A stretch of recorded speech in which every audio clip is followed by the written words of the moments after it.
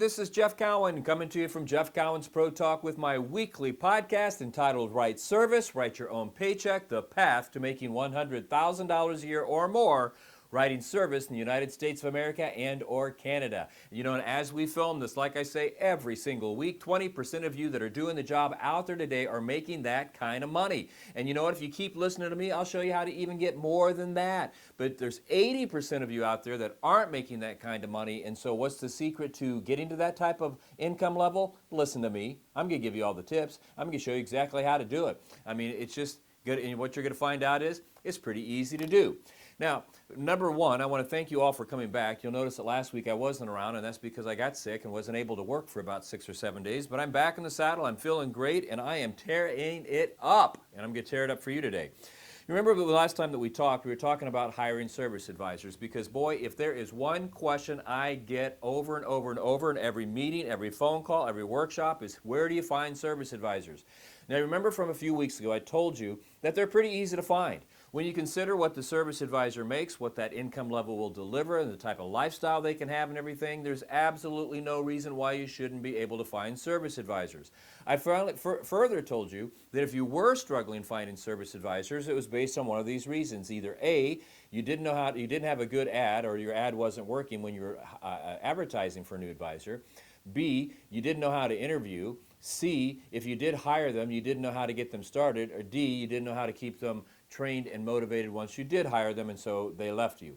So in the first series of this, the first step, we talked about how to run an ad. And I tell you, I know I knocked it out of the park because so many of you contacted me and said that you were running those ads and you were getting more responses than you ever have, or at least in many, many years, from taking my advice on those ads. So we know it works. Well, if you like that, let's move to the next stop, because now that you got people sending in their resumes and their applications and calling in regard to those ads, how do you interview them? Because I find that a lot of times this is where people drop the ball. So let's jump into it. How to interview an advisor.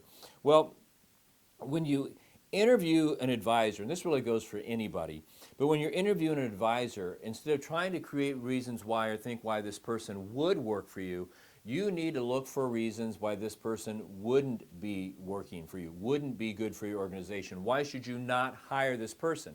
Now, it sounds kind of goofy. You've never done it this way, but it will save you a ton of time, because what I see happens is many times we get somebody in front of us and we're so desperate to hire somebody that we try to fill in all the blanks. Well, they're not good at this, but I can show them that, and they didn't do this, and I can make up for that and whatever. And then you end up hiring somebody and they're not the right person. But if you approach it from the standpoint as why I should not hire this person, you'll narrow this field down to the right person very, very quickly. So let's take a look at how you do that, because there's 4 steps in how you do this. You know, what you're looking for is their faults and that type of stuff. So number 1, let's start with their resume or their application. Here's what you look for. This is going to save you a lot of time. As a matter of fact, this will eliminate half the people that apply for the job like that. All right, so number 1, let's take a look at their application. First thing you want to look at, are there any errors? Are there any spelling errors? Are there any grammatical errors? Is the layout, if it's a resume, is the layout readable? Does it look presentable? Did they spell their name right? Did they put down the right telephone number? Do they have the right address? I mean, this is going to save you a lot of time, because you're going to find that, at least I find here at Pro Talk, when I run an ad and I start looking at resumes, that half of the people are eliminated before I even call them, because they've got these problems. Grammatically, it's not right. Spelling errors is hugely big. The layout's goofy. I've even had people leave off a number on their telephone number or give me the wrong telephone number. And here's the reason I wouldn't even contact those people. If they can't give you a perfect piece of paper walking in the door when they're trying to get a job with you, what do you think their attention to detail is going to be when they're talking to your customers? You want somebody that comes in that can handle the paperwork and always puts that out front. I mean, because again, they're going to be talking to your customers. So that alone, well, it should eliminate about 50% of the people right out of the gate. Because again, if they don't have the common sense to deliver a perfect resume, and I don't care if they have writing ability or spells ability. I mean, if they're trying to get the job, don't you think they'd go to some place online and spend $20 and have somebody at least review and go over the resume? I mean, let those people go. They're not going to work out. So you're looking for people that have perfect resumes. Now that you do that, you're going to read through the resumes, and the ones that look like they might be a fit for you, you're going to schedule a first interview, and this first interview is going to be over the telephone. You don't need to see these people. You don't need to waste a half hour or an hour of your life. You need to spend 10 minutes with them on the interview, on the telephone. And here's what you're going to tell them when you get them on the phone. We have three-stage interview process here. The first one is we call people who we think might have the skill set and might have the background that's going to be suitable for us. This could be a quick 10-minute telephone call because I just want to talk to you and see if you're the type of person that has the skill that we're looking for, and are you somebody that I think that we could get along with and has the personality to fit into the team. I'm currently interviewing about 25 people, and what we're going to do from that pool of 25 people that we've narrowed down from 100 applicants, we've narrowed it down to 25 is we're going to talk to them on the phone. We'll probably narrow that down to 15 people that pass that test, which will go on to our second interview, which will be a face-to-face interview. And in that face-to-face interview, we'll take those 15 people and narrow that down to probably 5. And from that 5, we'll do a final interview and make our choice from there. So today's the first interview, so let's talk here for a while. All right, now again, this is 10 minutes. You're not wasting a lot of time. And here's what you're looking for. How do they sound on the phone? I mean, you will be stunned. If you're interviewing 25 people on the phone, 10 people will eliminate themselves before you go any further because they can't even answer the phone the right way. I can't tell you how many times I've had my assistant schedule a telephone interview with somebody. They know that I'm calling. They know what number I'm calling from. They know what time I'm calling. So they know when that phone rings that whatever the prescribed time is, it's me, and they'll answer the phone with, hello? Who is this? I mean, come on. These are people who will be talking to your customer. I'm looking for the guy that says, hello, this is Jeff. How may I help you? Or hello, this is Jeff. Thank you for calling. Or hello, this is Jeff, and has some life. They have some excitement in their voice because, again, these are people who will be talking to your people. And if they don't sound exciting to you like they're expecting a telephone call and up, why would you want to even talk to them any further? So, again, you'll be amazed at how many people. How they sound on the phone. How did they answer your questions? Does it sound like somebody you can work with? Do they have the personality within the team that you have? Now, caution on this. Many times on the telephone interview, they're kind of interviewing you too. You don't want to lose control of this and let this go on for 15, 20, or 30 minutes unless it's somebody you really, really like. You don't want this to go on where they flip it and start asking you questions. Well, what would I do if I did this? What's this about? It's okay to have a few questions, but you stay in control and tell them, look, I'm just trying to decide if we're going to be a fit here. Again, a few questions, okay. Too many, if it turns into where they're interview, it won't work. But again, what you're listening for is how do they sound on the phone? Do they sound enthusiastic? Do they sound confident? Is this somebody that you think could sell your services on the phone? Because if they can't sell you on wanting to see them for the next phase, which is a face-to-face interview, they can't sell your customers anything. All right? So now we've narrowed it down a little bit further. Because again, when you're talking to these people, you're looking for reasons not to hire them. That person didn't sound confident. That person didn't sound enthusiastic. That person, I didn't like the way they answered the telephone. Those would be reasons not to hire them and go any further, because if they're doing that with you when they're trying to get the job, what do you think they're going to do with your customers? I know you got the point there. So let's go into the next phase, which is their second interview. And there's two ways you can do this. It depends on how much time you want to put into it. I would recommend, okay, that you do a FaceTime, a Skype, or a Zoom, or a GoToMeeting that's video. Now, if you don't want to do that and you want to bring them in, you can, but here's why I like throwing the technology in it. Number one, they're not here, so when I tell them that this is going to be a 25 to 30-minute interview, it's that. Number two, I like this because you get a chance to see what they look like. Before they ever get here, and I'll come back to that because we're not looking for necessarily a Sports Illustrated model or a Maxim model, or we're not looking for some guy that's drop dead gorgeous Brad Pitt here. But you'll see what I'm talking about. Because again, they're interviewing. How do they look? The other thing I really like about FaceTime and Skype and all those things is it shows me how adept they are, or how easy they can adapt to technology. Again, you'll be stunned when you do this. I'm stunned at how many people, because I always do a FaceTime interview, how many people can't use FaceTime or they can't use Skype, and they'll wait until you call to tell you that, or you never get hooked up. I mean, I like the guy or girl who gets online first to make sure all this technology works before they get a hold of you. So number one, it kind of tells you a little bit about technology if you want to go down that road. Now, again, when you're doing service advisors, this is where I get most of my pushback, is people say, well, why don't I just bring them in? You can just bring them in. All right, it's okay, but I like doing it FaceTime first before I meet with them face-to-face, because, again, we're talking 20 or 30 minutes.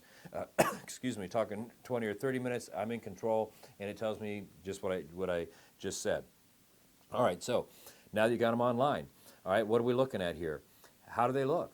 I mean, is their hair done nice? Do they have a shirt on that's clean and pressed? Do they have a tie on? I mean, if that's what you're looking for. How do they look and sound on the telephone? Because a lot of service drives out there are going to shooting video and sending it to customers. So this is going to be something that, what do they look like on video? This is going to tell you all that stuff, right? Do they smile? Do they have something to write on? Are they taking notes? Do they have questions? What type of things do they want to discuss with you that you want to bring to the table? Again, it's a real quick way to interview somebody without having to burn an hour and a half of your time. You can cut this down to 25 or 30 minutes, and typically you'll know within 10 minutes of one of these interviews whether or not you got somebody. Because again, I've had people that I've cut out right from the get-go because they couldn't get connected. Or they got on there and they're dressed like they're getting ready to go out and cut their grass. I mean, again, they're trying to get the interview. This is going to tell you a lot about them. And again, I know I'm repeating myself since a lot of service drives are moving to shooting video and sending it to customers. How they look on videos and how they handle video and technology is going to be important to you. So there you go with the third step. Now we're ready for step number 4. But before I get into that, I got to tell you a couple things here. Number 1, you want to see a workshop of mine. You want to come and be energized. You want to come and get the content. You want to come and get the information. You want to come and get the techniques, the processes you need to maximize the opportunity you have on your service drive. You want to be the absolute best with the highest sales, the highest retention, the highest survey scores, perfect survey scores. Then here's what you do. You sign up for one of my workshops. Now, there's a couple of different things going on here. Number 1, we're doing our own workshops out there in the marketplace. We're going to be in Atlanta. We're going to be in Toronto. We're going to be in Phoenix. We're going to be in Indianapolis, Indiana. Now, these workshops don't even start for another 60 days. The last one's not for 90 days from now, but all of these are well over 70% sold out. People love my workshops because I deliver on all points. You got to get signed up for one of these. Quit jacking around with this. Call 1-800-248-2931, 1-800-248-2931, and anybody picks up that phone can get registered. Or you go to automotiveservicetraining.com, automotiveservicetraining.com, and you register yourself there. Don't play around with this. You got to go. If you're serious about being a service advisor, want to be the best, come and see my workshops. I'm going to teach it myself, and I guarantee you will love. This will be the best workshop I've ever gone to. I'm not being pretentious. I put a lot of effort. I put a lot of time into these workshops, and I do everything I can to make sure they're the absolute best out in the marketplace, and I really believe they are. Matter of fact, I'll make you a deal. If you sign up, you call me between now and next week, and you sign up for one of my workshops, every seat you buy, I will give you one of these books. Write Service, Write Your Own Paycheck. I'll ship it to you right there. No shipping cost. I'll just give it to you for free. All right, Write Service, Write Your Own Paycheck. It's got everything in there you need to know about being the best advisor you can be. You also, I'll tell you what I'll do, I'll double down. I'll give you a copy of that book, and I'll give you a copy of my book, What I've Learned from Attending Over 35 Indy 500s. You sign up for one of my workshops and between now and next week, and I will give you copies of these books. We'll mail them right to you. You buy 6 seats, you'll get 6 seats of each book. You buy one, you get one of each. Now, there's also something else I'm going to do. I want to tell you about this book. A great friend of mine by the name of Chris Saraceno wrote this book. It's called The Theory of 5. I'm telling you, it's an Amazon bestseller instantly out of the gate. This is life-changing. Get this book, too. If you had to decide which one do I buy, that one, or that one, well, I'd buy these, and then, I'd buy them all 3. There is no decision. You can eat them all, all right? This right here, Chris Saraceno, The Theory of 5. You gotta read this book. It's very, very rare these days that I pick up a book and read it, and I want to tell everybody about it. I want to tell everybody about this. Chris Saraceno, Amazon.com, The Theory of 5. And then if you're a service advisor, you want to buy the last book you'll ever have to buy on learning how to close sales and handle objections, right here, the Pocket Guide. Call us. We'll get that taken care of for you on that. Back to this. All right. So how do you interview for somebody? Like we said at first, you're going to eliminate half the people because they don't have perfect resumes and applications. Number 2, you're going to do a phone interview, and half those people are going to eliminate themselves because they sound like crap on the phone. Number 3, you're going to do what I recommend is a FaceTime or a Skype or some type of online interview. Why? Because it saves you time. You see what they look like, tells you how they handle technology, and it's going to show you what they look like on video. You're all going to be using video here in the next 24 months, 36 months max on your service drives anywhere. This is going to be important, what they look like on video. Now, we've narrowed that down because half those people are going to eliminate themselves, so we're now with number 4, which is the final interview. Now, I'm not going to get into what type of questions you ask and stuff because you can get that anywhere, and there's going to be standard questions. But the final interview, you bring them in, and this is where you think you're going to hire this person. They passed all this stuff, so now you're face-to-face with them. And the first thing you're going to do is you're going to review what the job is. Hey, you're here today because I have an interest in you. I talked to you on the phone, I saw you on Skype, and everything went well, and so now you're here today because I think you're somebody who might be good for our team. But before I do that, I want to go over exactly what this job is, how it's to be performed, what minimum standards we have, what you're supposed to produce, how you're supposed to produce it, what happens if you produce that, what happens if you exceed that production, and what happens if you don't do it. As I'm doing this, if you have any questions over anything that I'm going to cover here, stop me at the time. I'll answer the questions for you. If there's something on this list you feel you can't do, tell me now. Because I'll try and explain to you why we do it and convince you why it's good and get you excited about it. But if you just know there's something I read from this list that you can't do or won't do, tell me now, because it won't work out, and we'll just part friends now, and I'll save you an hour of your life, an hour of my life. And you just go through that and tell them what it is. You will walk around cars. You will get out in front of the desk and shake hands. You will memorize 15 word tracks when you start the job, and you'll memorize another word track for the rest of your life as long as you work with me. You'll go through 3 hours of intense training online. You'll go through at least an hour or 15 minutes of online training every week for as long as you work with me, and on and on and on. Now, this, again, you're going to eliminate some people right here, because they'll say, well, wait a minute, wait. I know you want me to walk around every car, but we both know, I've done this job before, that if I can do it 7 out of 10 times, that's good enough. No. You may have done 7 out of 10 on your last job. We require 10 out of 10, and we got a way to do that, and I think once you see it, you'll be able to do it. If you're in on that, well, then we'll continue with the interview. If you know right now you're not going to be able to do it 100%, there's nothing more to talk about, all right? You're also going to let them know that you're a training store. Like I said, you're going to do X amount of training before you start, X amount of training every week for the rest of your life when you work here. You're also going to let them know that you revolve around change, that you change as the market changes, and you change as customers change. It changes part of our culture. We're a sales culture. This is what it is. You're also going to show them your contract. Now, what a contract is, it's a fancy word for job description, but you're going to call it a contract.